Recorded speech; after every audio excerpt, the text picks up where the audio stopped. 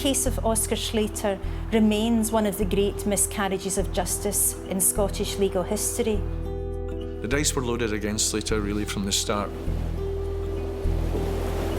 They were saying, there's Oscar Slater. Look, there's Oscar Slater, he's just out of prison. And my cousin leaned over and said, look, see that man there? Well, you couldn't mistake him. There was no court of criminal appeal in Scotland. What this meant was that an individual could be convicted of murder and sentenced to death without having any opportunity to challenge the verdict or the punishment. The outrageous nature of his conviction for the murder of Marion Gilchrist resulted in the attention being drawn to the case by Sir Arthur Conan Doyle, and he used the techniques which he applied in the novels of Sherlock Holmes. Marion Gilchrist was found with her head towards the fender of the fire and her feet pointing towards the door of the room. But this is what the house looked like at the time she was killed. Scotland tends to pride itself in having a fair system and relatively few miscarriages. Cases down south are often quoted, the Birmingham 6, the Guildford 4. Right up with them, I think the case of Oscar Slater as the Glasgow 1 merits a mention. Glasgow throws up more than enough grisly murder stories to satisfy the keenest consumer of true crime, but there are few more fascinating than this one. A mysterious case dating back to the early 1900s, it remains unsolved to this day, despite the fact that a man served 18 years hard labour, accused of bludgeoning the defenceless victim to death.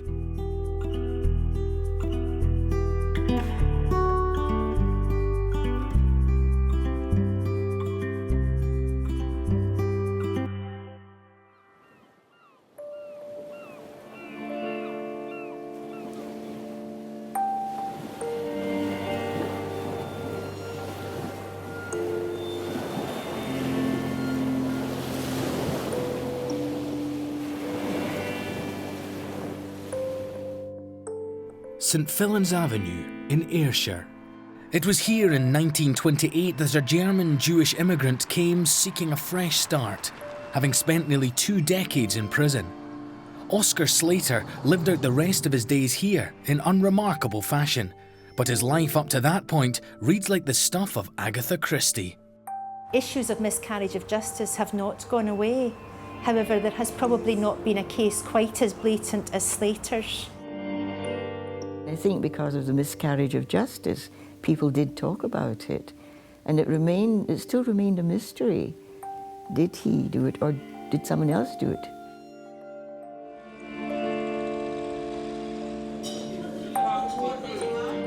Glasgow locals can still enjoy a drink in a pub adorned by photographs of Oscar Slater. We're also a stone's throw from India Street, where Slater frequented the motor and the slopper clubs. So we're right in the heart of where both Slater and Gilchrist coexisted, let's say, and for Marion Gilchrist, where she lived the last days of her life. It all started when a shady Eastern European chose the city as his home. Always surviving, but never becoming rich, he had wandered far.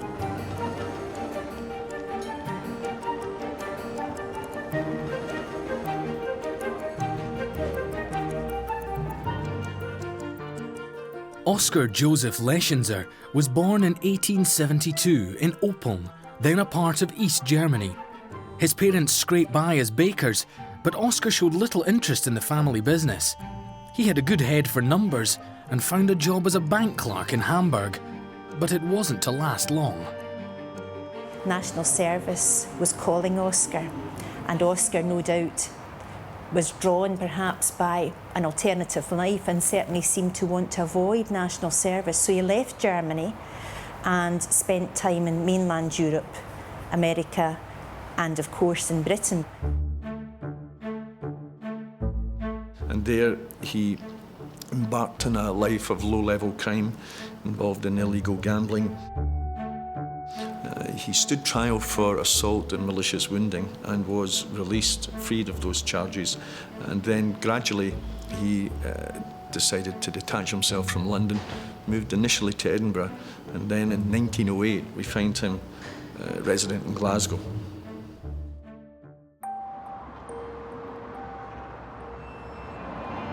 Slater had been briefly married, but left his alcoholic wife.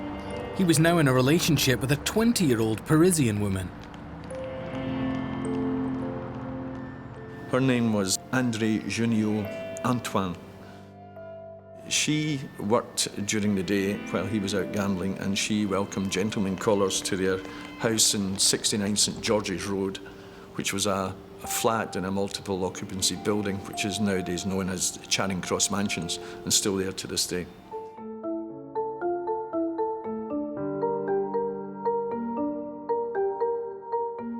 It's been suggested by some who have researched the case of Oscar Slater that he was actually already known to the authorities in Glasgow as being a man who was disreputable and involved in unsavoury business. The immigrant used various assumed names as he lived from hand to mouth, pimping, gambling, and receiving stolen goods, often jewellery. He was fast building a reputation with the city's police as a bad lot, in a society that was at the time greatly anti-Semitic. Slater came to Glasgow at a time when there were tremendous prejudices afoot. Not only was he German, he was of Jewish background, and he suffered because of this. There were occasions when he got into trouble, partly because of his gambling proclivities, but also on the basis of his ethnicity and his nationality background. He did get into a brawl at one time. He was involved with the police. He was fined, but he did not do any time in custody. Victorian Glasgow was a city of many parts. A bustling city, the second city of the empire. And whilst many merchants and business people were well-to-do and lived a high life, there was also extensive squalor and slums in the city. People were moving, I think, from the East End, gradually, coming through Blasford Square and moving up, always westward, and new property being built, where next door almost, or the next street, you'd have extreme poverty, and then reasonably sort of lower middle class, upper middle class, very rich people, the shipbuilders, tobacco barons, they built, or had built for them, beautiful big mansions. There was significant employment, but there was also great poverty as well. Slater found himself on the cusp between the two, but he had great ambitions for self-aggrandizement and for developing his own financial wealth. Slater tended to rise at midday. He would wander to a music hall or drinking club and only earn a living after nightfall. One business card read, "Dealer of precious stones." He lived literally on the edge of the two contrasting areas of the city. The residents of the grand townhouses here on West Princes Street included Marion Gilchrist, an elderly spinster and sole heiress to her father's colossal estate. In the summertime, when I was out playing with friends, we would do all the, children's games that we played, and we would say, let's go and see if we can find the close where Miss Gilchrist was murdered. West Princes Street was formerly known as Queen's Terrace. Advocate Claire Connolly has long studied the case of Oscar Slater. The scene of the crime is much changed today in an area popular with students and young professionals. In 1908, Marion Gilchrist lived at number 15. Hello, Jonathan. Hi, I'm Claire Connolly. Nice to meet you. Pleased to meet you. Thank you very much. This is it here. I guess this was the original front door. I mean, it was kind of like a big old wooden one back then. When Marion Gilchrist lived here, this was an old ornate dark wood door, and there were glass panels at the side of the door. And of course, you would have had a lever somewhere around here that the maid of the house, Helen Lambie, could have used to release the front door. And that would then allow, of course, everybody to have a look to see who was coming up the stairs. So it's quite a difference, isn't it? Yeah, I guess it's a lot more simple now. Anyway, I'll show you in so you can see what this is. Great, thanks very much.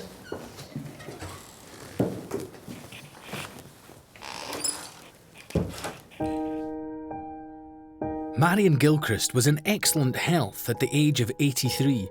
She occupied the entire first floor of 15 Queen's Terrace with her 21-year-old maid.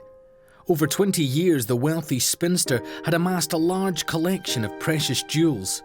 She kept them all at home. The front door was the only entrance to the property.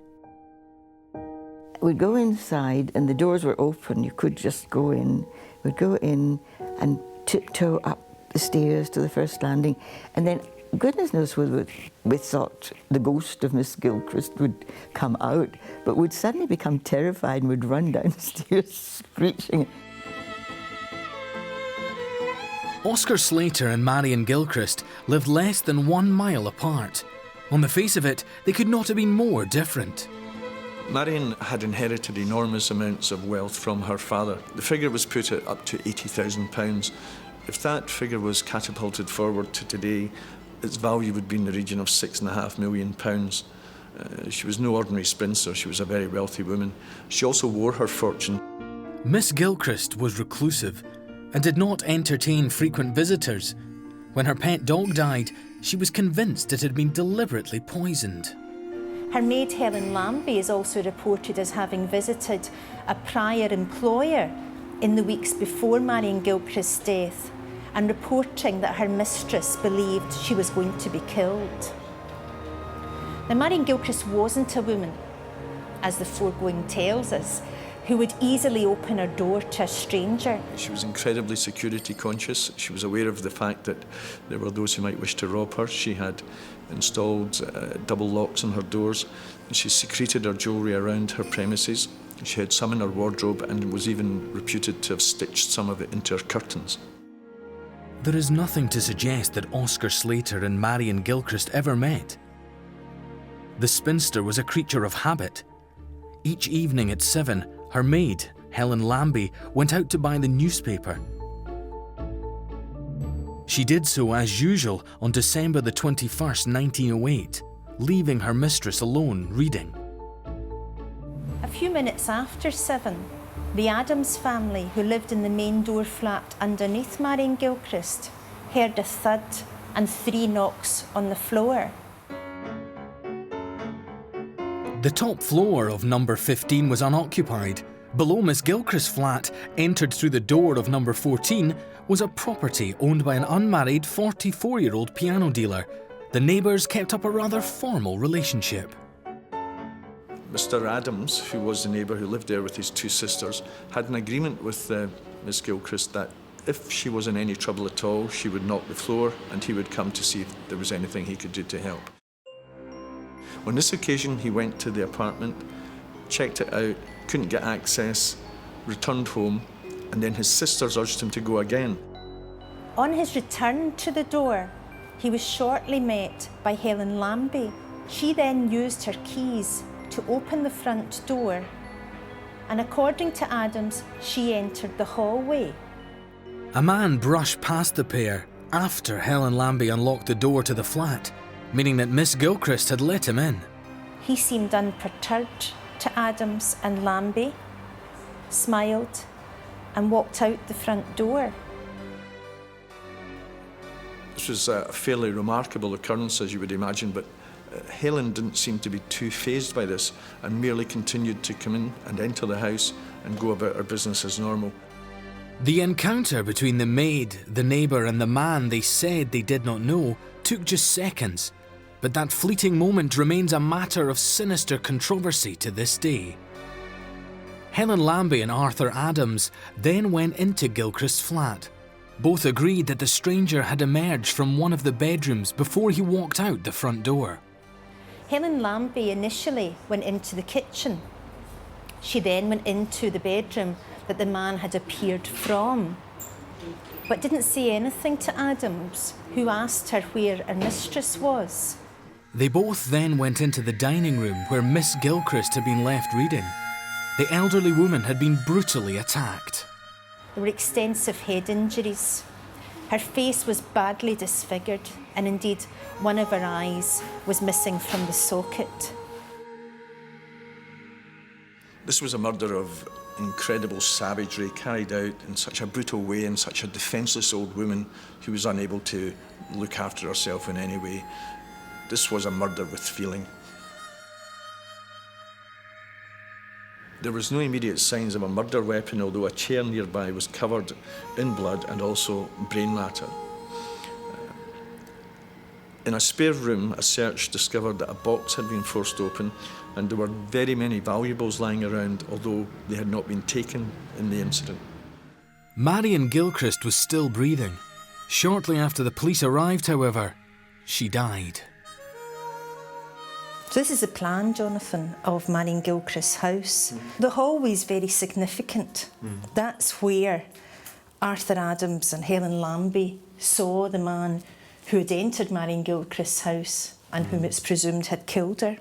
Arthur Adams had remained at the doorway, and Helen Lambie had initially made her way across the hall into the kitchen, which I believe is at the back of the house. Yeah, it's actually still our kitchen now. She then went into the bedroom, the second, it wasn't Marion Gilchrist's bedroom, it was the other bedroom that Marion Gilchrist kept her papers in, that the man had emerged from. Helen Lambie went into that room and found it really in a bit of a mess. Papers had been turned out. But still she hadn't made any mention of her mistress, and Arthur Adams was growing increasingly concerned. So when he had to prompt her to say, well, you know, where is your mistress? And only then did she enter the dining room. And that's where Helen Lambie and Arthur Adams found Marion Gilchrist in the final moments of her life. And I believe that dining room is now your room. It's my bedroom now, so yeah. Perhaps we could go and have a look at that, please. Yeah, sure. No Thank problem. you.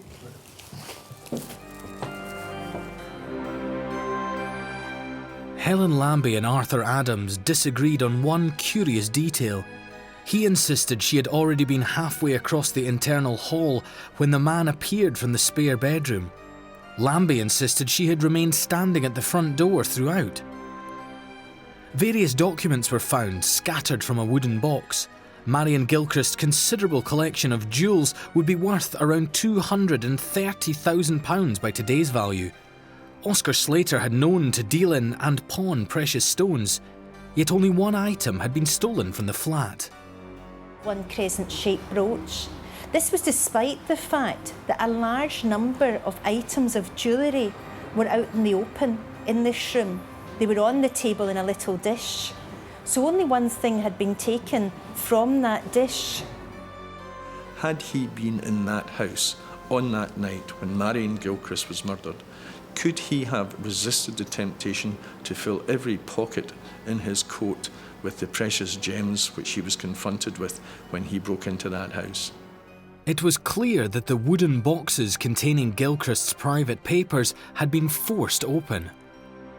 And it suggested at that initial stage that the person who had entered Miss Gilchrist's flat and indeed had ended her life had not been seeking to steal jewels from her, but instead a piece of paper unknown to Helen Lambie that had been contained in that wooden box.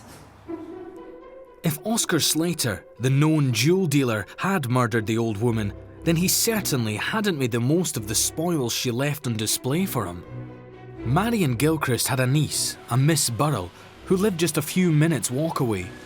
After being comforted by the neighbours, Helen Lambie, the maid, set off to tell her of what had happened. When she returned, the police noted that she was a little excited, but not much considering the position. And it seemed there was more to Marion Gilchrist than met the eye too. She did have a very close relationship with a woman by the name of Maggie Ferguson, who had been her former servant. Now, some researchers suggested that Maggie was in fact Marion Gilchrist's illegitimate daughter.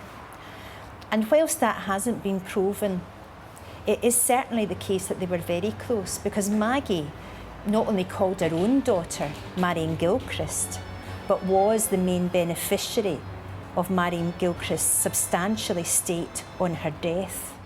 Externally, Marion was the most respectable of spinsters that you could find in the West End of Glasgow. However, she did have a slightly darker side. She did deal with some jewellers in Glasgow, but it was known that she tended to go for some cut-price, tax-free items, which may or may not have been reset from thefts by housebreaking or from jeweller shops. Two of Gilchrist's nephews were prominent members of Glasgow society. Archibald Charteris was a lawyer, while his brother Francis was a doctor. Only Marion Gilchrist had benefited in her father's will, and her own will had recently been amended. Shortly before she died, she had changed her will. She had grown fed up with her family, it seemed, and she had changed her will in favour of the Ferguson family. These were the benefactors that she hoped to look after. With this amount of money at stake, perhaps you need look no further than the extended members of her family who were about to lose out on more than £6 million. The missing brooch was described in a notice dispatched to local police stations. A description of the man seen leaving the flat was also made public. It was a fairly bland description which could probably have matched half the population of Glasgow. It was a man aged 25 to 35, 5 feet 8 or 9, clean-shaven, wearing a grey overcoat and a hat. Further evidence emerged on the 23rd of December from a 14-year-old girl, Mary Barrowman. Mary was an assistant to a local business. She was an errand girl, and she claimed that on the evening of the 21st of December, she collided with a gentleman in the vicinity of Miss Gilchrist's flat. She gave a separate description and spoke of a man with a bent nose who she had witnessed leaving the property.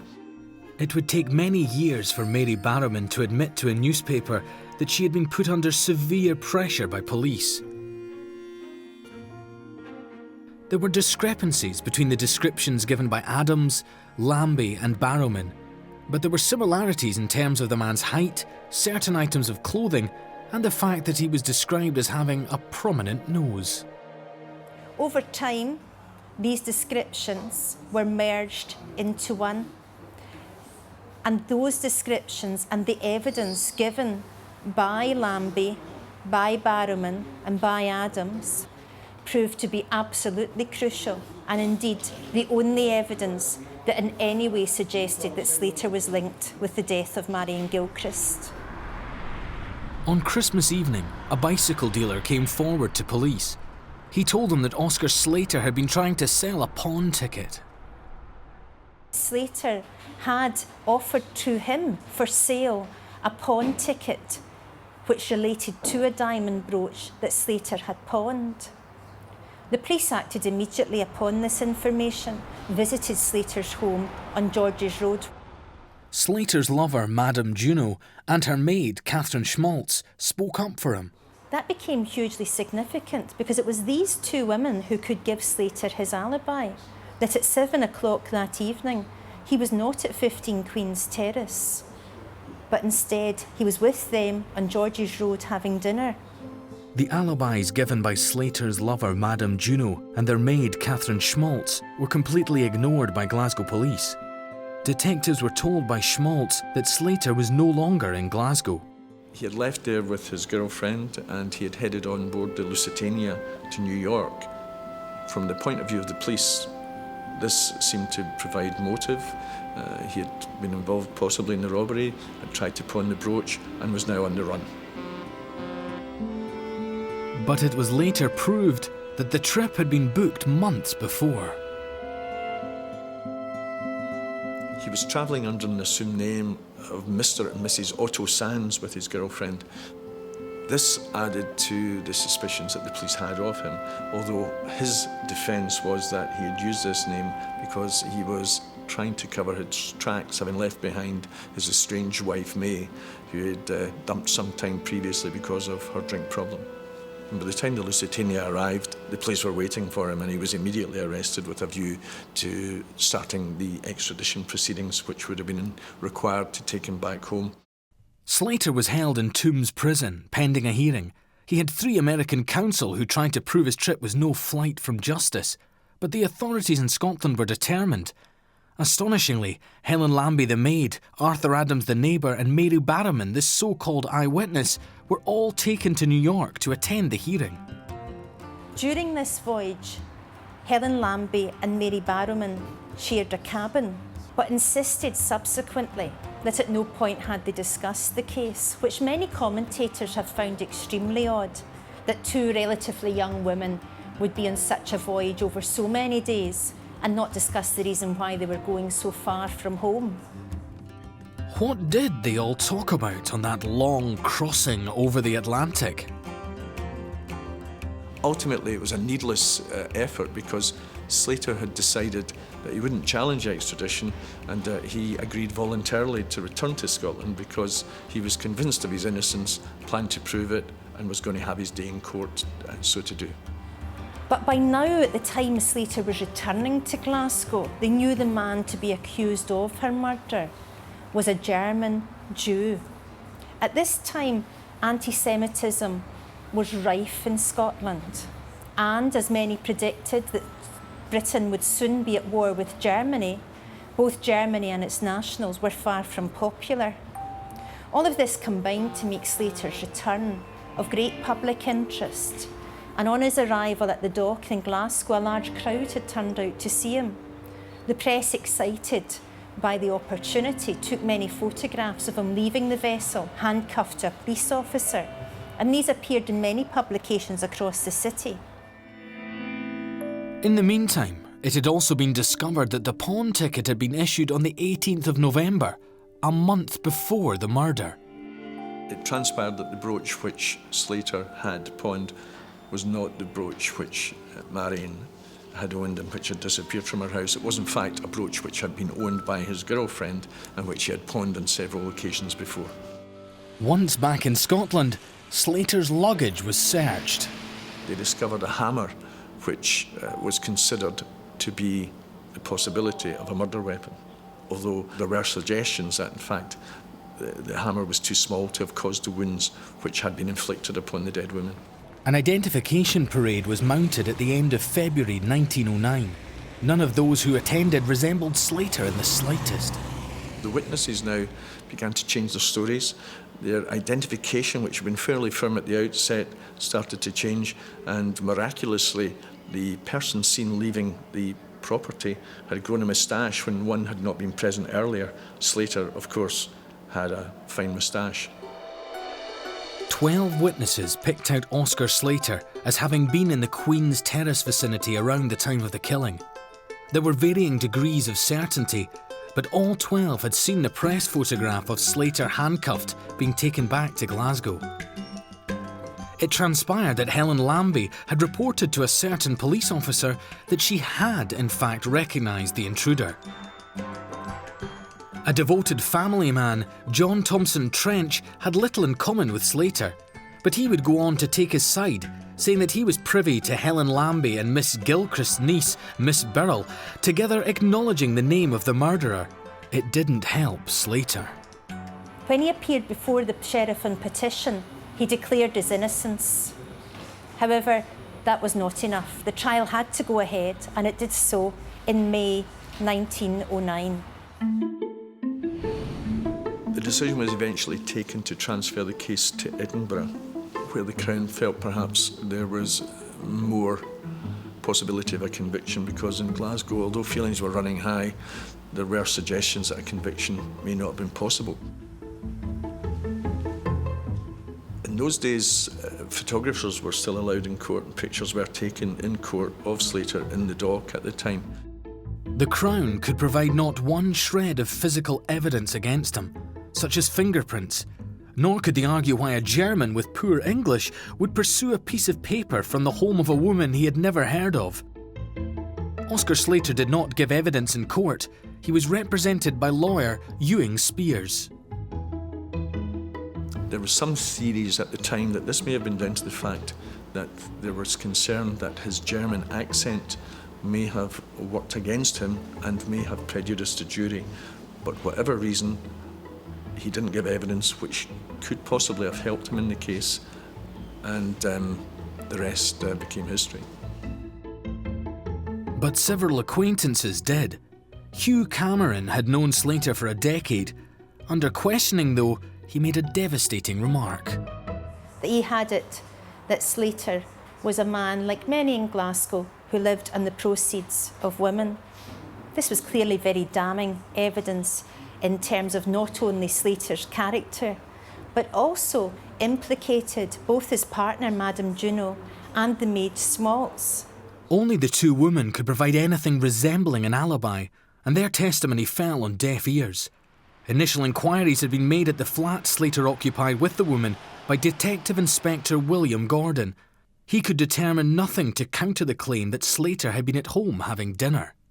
The fact that Oscar had a reasonably poor background in terms of crime and the ladies worked as prostitutes did not add to their credibility, and as a result the alibi claim was treated somewhat dismissively by the court. A police conspiracy? A family member shielded?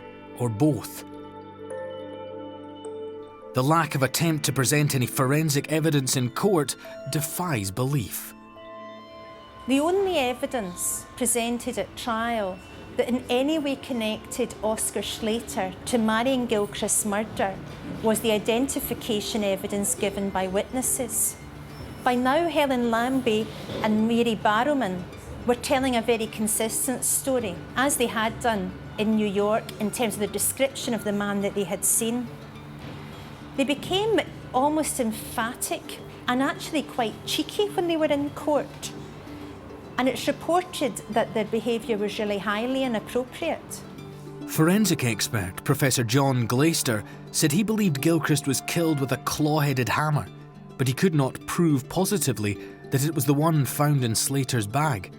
One of his colleagues said that a much heavier item had been used, and one critical witness was not called at all.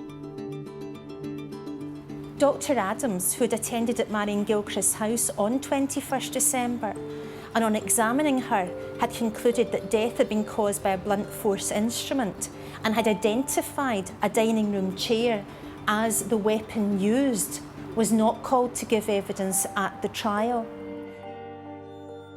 For the prosecution, Lord Advocate Alexander Ewer gave a 2-hour speech containing gross inaccuracies. He used terms that were anti-Semitic and told the all-male jury that they owed it to their country to return a verdict that was inevitable. The judge then made a breathtaking remark.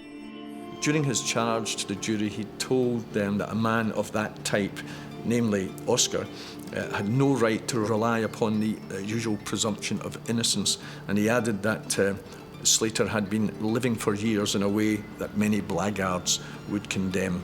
No other presiding judge in a British court has uttered such a sentiment before or since. Yeah, so this is my bedroom as it is today.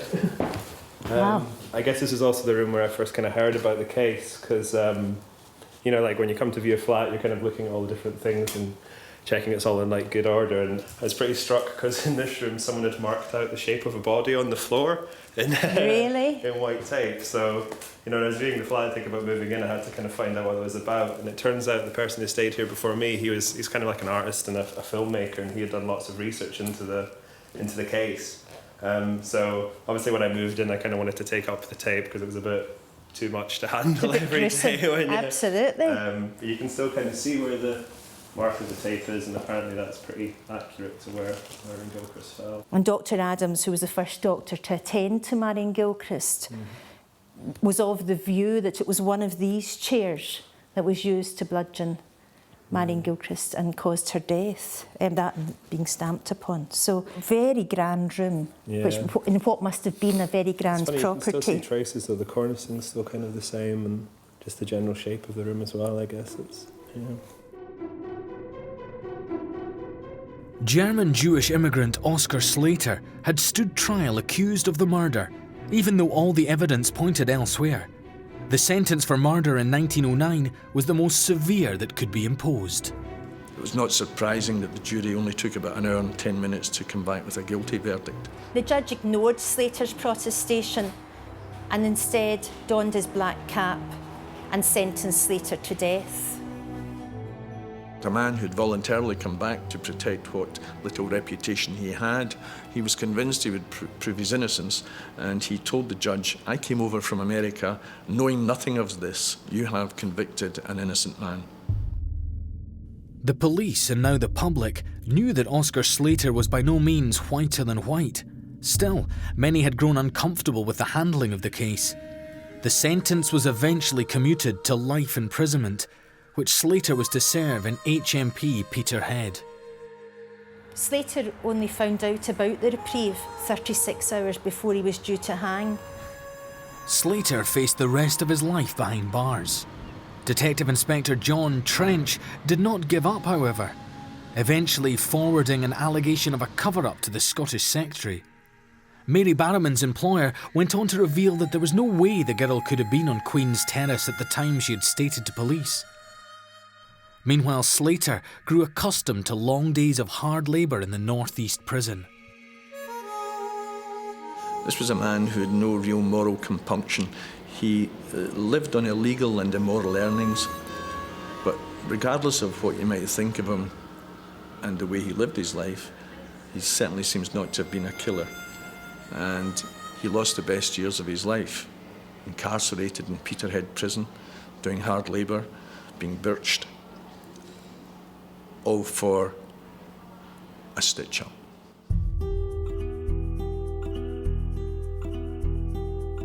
There was also much support for Slater from influential voices, including the creator of the world's best-loved fictional detective.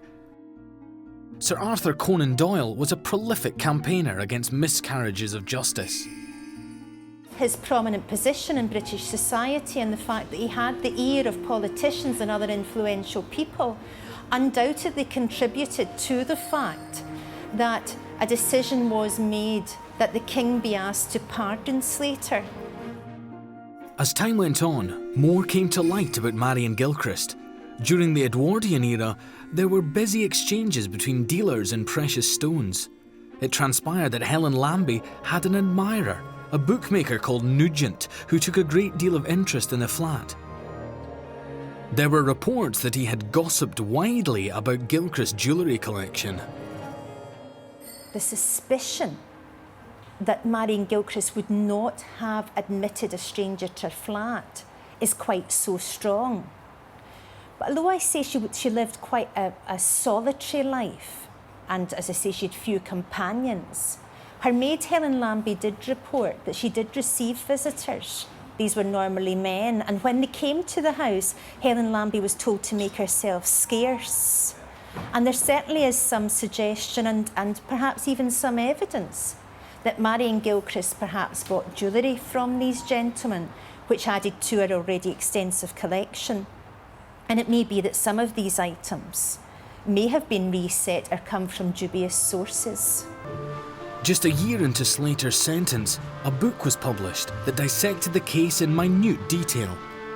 William Ruffhead's The Trial of Oscar Slater remains a celebrated textbook for law students to this day. It destroyed the case against him. In February 1925, Oscar Slater persuaded a fellow inmate to smuggle a note to Conan Doyle to ask him to pursue the matter officially. It's suggested in various scripts that this note to Conan Doyle was smuggled out either under the gentleman's tongue or his dentures.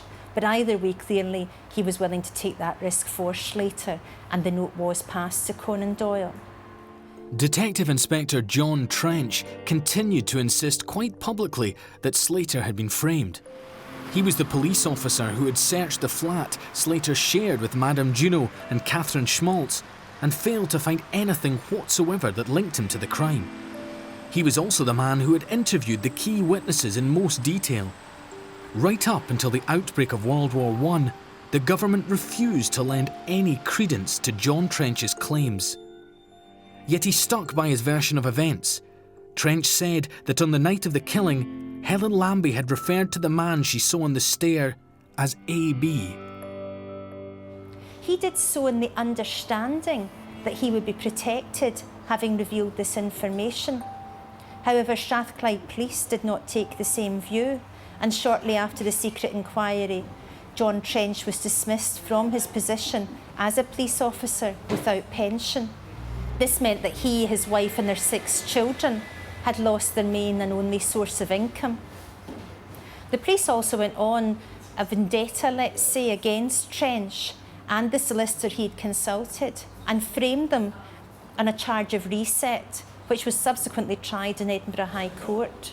So if Oscar Slater didn't carry out the murder, who did and why? What was the motive behind this? Why were all these jewels left? Why was a document box broken into? In 1927, Helen Lambie finally admitted publicly that she had recognised the man on the stairs and that he was indeed the AB she had referred to in John Trench's presence. His full name remains a mystery. Helen Lambie had a darker side which only came out much later. The mystery of who did cause her death was never reopened by the police, and indeed to this day, we still don't know who was responsible. Did Gilchrist have an illegitimate child? Was the murderer a shunned relative? Or was she in hock to an unscrupulous jewellery dealer? Many years later, in 1961, a newspaper article made another assertion. Remarkably, suspicion fell on one Francis Charters. This is a man who enjoyed a distinguished career as a professor of medicine at St Andrews University. His brother was also a member of the procurators and was an experienced and well-known lawyer. He was also a friend of Alexander Ure, the Lord Advocate, in the case of Slater, who prosecuted the case. There was some suggestion that the Charters family may have been involved in the murder of Marion. This was never found out. The suggestion the Chartery brothers were involved doesn't seem to fit with their social class and background. Indeed, the suggestion that their motive was to obtain Marion Gilchrist's will is extremely unlikely, given that a copy of the will would have been lodged with their solicitor, and the Chartery brothers, being highly educated as doctors and lawyers, would have known that. The campaign, led by Conan Doyle, finally reached Prime Minister Ramsay MacDonald. In 1927, Slater was released from Peterhead on licence. The following summer, his conviction was quashed on the grounds of misdirection to the jury. Your dress that you're wearing? Well, I'm not sure whether my mother made that. She made quite a few dresses for me, and she may have made that one. I can't remember. That picture, that would be taken the year I saw Oscar Slater, and I must have been 8. Kitty Ritchie, who was raised just by the scene of the crime in Glasgow, came face to face with Slater by the strangest coincidence as a child. It would be 1928, and I had just, I think, had my 8th birthday, and I was on the beach at Aberdeen with one of my older cousins, and there was this atmosphere, that's all I can say, it's a strange atmosphere. Everything seemed to become quieter, and people were whispering to each other and looking, well, I suppose to my left. And I could hear, people who were near were saying, "Oh, that's Oscar Slater along there. That's Oscar Slater. He's just out of prison."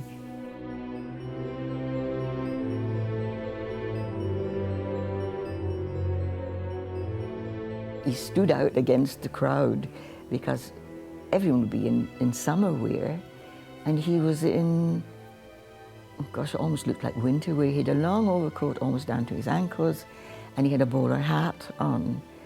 It was quite inappropriate for a beach in the summer. And he was walking along on what must have been quite firm sand. He was just pacing along slowly. Oscar Slater was given £6,000 compensation, equating to around £300,000 today. He lived out his days in relative anonymity, but the legacy of his trial lives on. It was a case that shamed Scottish justice and led to the establishment of the Court of Appeal. So, Jonathan, how does it feel to live in a place where such a gruesome thing happened? I mean, I guess, I don't really believe, in the supernatural or anything, so I find it really interesting just in terms of, history and it's kind of amazing to, you know, hear things about like Arthur Conan Doyle being interested in the case, and just even to be able to kind of like see a plan of your house from so long ago and see what it looked like. So yeah, I mean, I find it interesting. It's a really sad case, but not scary or anything. So. The impact of the Oscar Slater case on the modern legal system in Scotland is perhaps the continuing knowledge and disquiet over the miscarriage of justice.